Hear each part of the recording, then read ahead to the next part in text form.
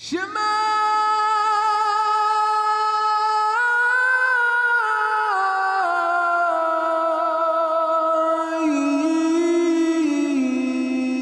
Israel. I hope you enjoy this next study. My name's Dee. This is my wife, Millie. So if you like what you see, subscribe and hit the notification bell. And if you wish to reach out to us, you can email us at devotedtoyah@gmail.com.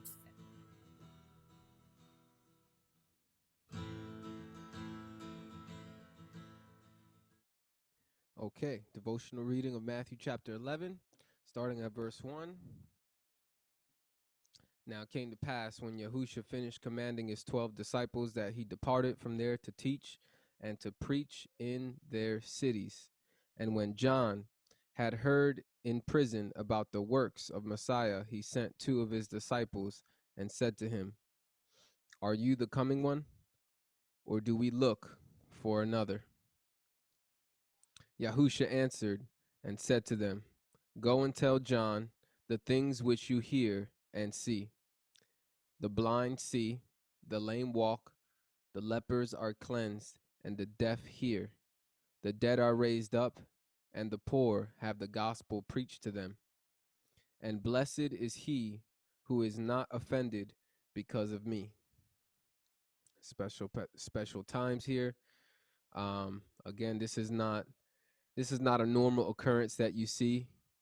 You do see messianics or Christians, going out preaching the gospel, but it's not very common that you see, the blind seeing, people receiving their physical eyesight back, people who are physically lame being able to walk again, lepers being cleansed. You don't really see a lot of this today. Not that it's not possible, but what was going on in this particular chapter and verse here in this time was definitely supernatural, and it was a testimony to the ministry of Yahusha, and that's why Yahusha is telling the disciples to tell John about it. So what do we learn from this? We should definitely also go out and preach the gospel. We should pray for the sick and things like that, have faith to be able to do those things. And, that's part of being a disciple. That's part of discipleship is evangelism, going out 2 by 2. As you see here, Yahusha sent them out. There's another passage of scripture where he sends them out in 2s. But that's kind of a little backdrop of what we're seeing here. Shalom, D-Rail. We're in Matthew 11, verse 7. So as they departed, Yahusha began to say to the multitudes concerning John, "What did you go out into the wilderness to see? A reed shaken by the wind? But what did you go out to see? A man clothed in soft garments. Indeed, those who wear soft clothing are in kings' houses. But what did you go out to see? Yes, I say to you, and more than a prophet. For this is he of whom it is written."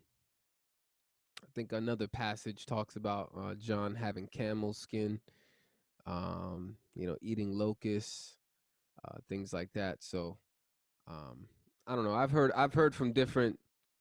I've heard one commentary say that camel skin was actually very expensive, and it was somewhat related to the priesthood of some sort. I don't know. But then you got other people that are saying that no, it was actually he was, looking kind of poor, which is why here in verse 8 it says, "What did you go out to see? A man clothed in soft garments?"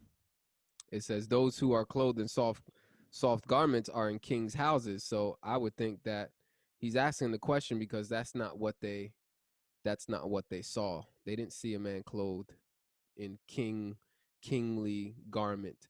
So I kind of lean on that John was more of a humble, lowlier stature of appearance.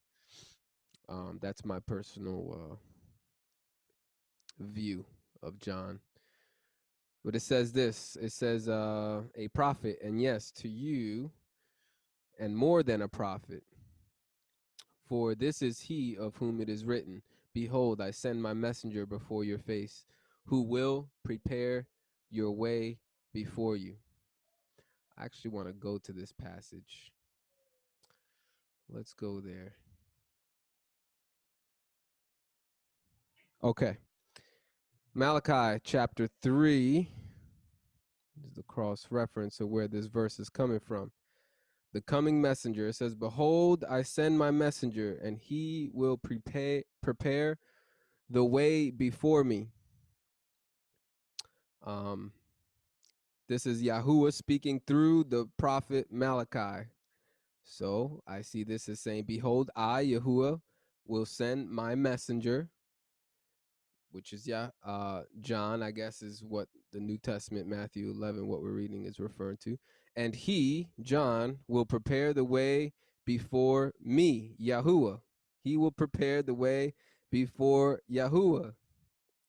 And Yahuwah, whom you seek, will suddenly come to his temple. So a lot of the backdrop of this message is Yahuwah coming, and he's going to come to the temple. Very interesting, because the New Testament will show us it's Yahusha coming. And that's because Yahuwah and Yahusha are the same person. They have to be.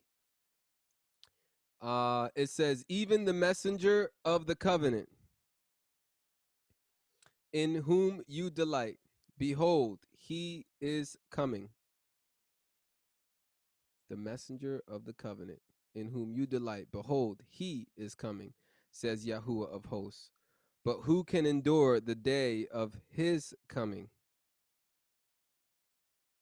Now it goes to the messenger preparing the way for Yahuwah, and then it goes to this messenger of the covenant. I don't know if it's still talking about John or if it's talking about Yahusha at this point, Yahusha being the messenger of the covenant.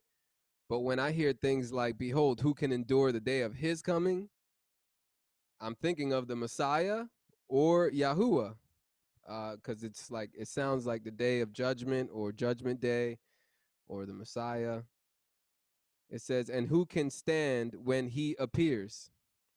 For he is like a refiner's fire. This doesn't sound like John the Baptist to me. And like launder's soap, he will sit as a refiner and a purifier of silver. He will purify the sons of Levi. Sounds like the Messiah to me. And Yahuwah. Yahuwah is the one that purifies, and he's the refiner's fire. I'm sure we can find cross references to that. And purge them as gold and silver, that they may offer to Yahuwah an offering in righteousness. Look at that. He's even going to purify the sons of Levi. The Levites aren't done away with. Something in the future, Yahuwah is going to do something in the future. He's coming, and he's going to purify the sons of Levi.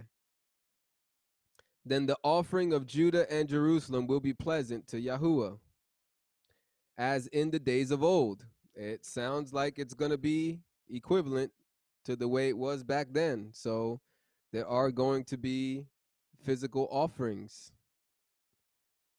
It's not just going to be offerings of praise and singing. It sounds like it's going to be legit Book of Leviticus type offerings, animal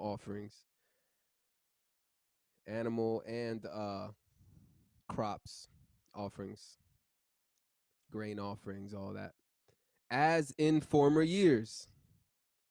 That's how you can tell the law hasn't been done away with, because something that's coming in the future is going to be resembling what happened in ancient history. It says, and I, Yahuwah, will come near you for judgment.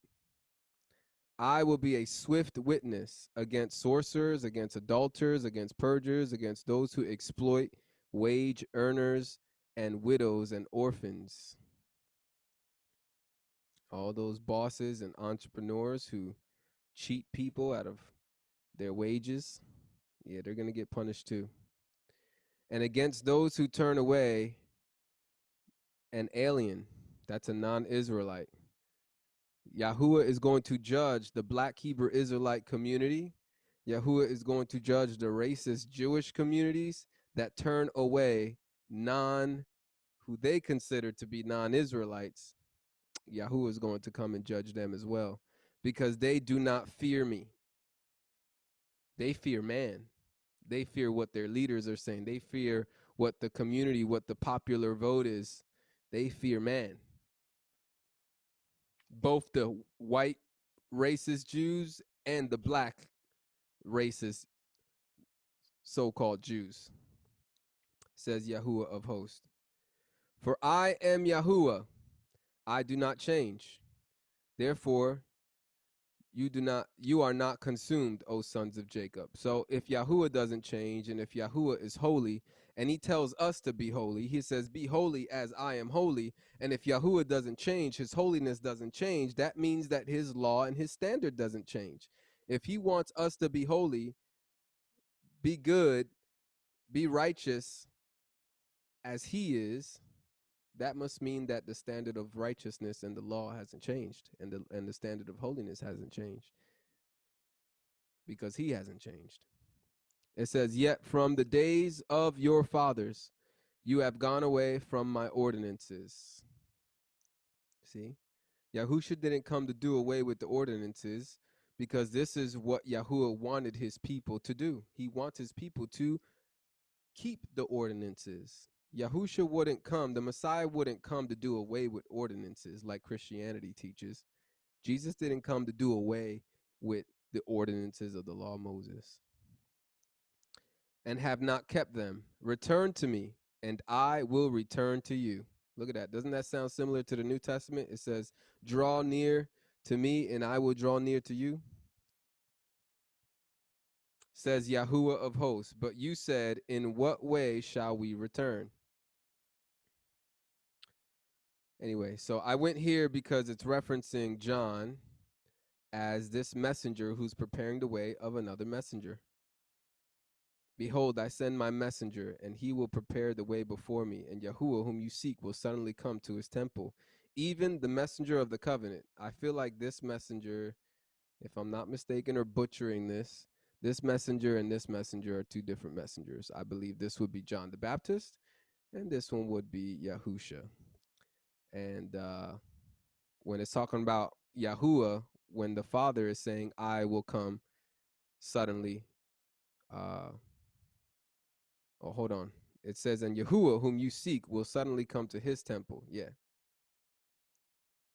It's very interesting how this switches to I and his. It switches to, I don't know what you call it, first person, second person, third person. It kind of switches back, right? So this is Yahuwah speaking through the prophet Malachi. And Yahuwah is saying, behold, I send my messenger. But then it goes to, and Yahuwah, whom you seek, will suddenly come to his temple.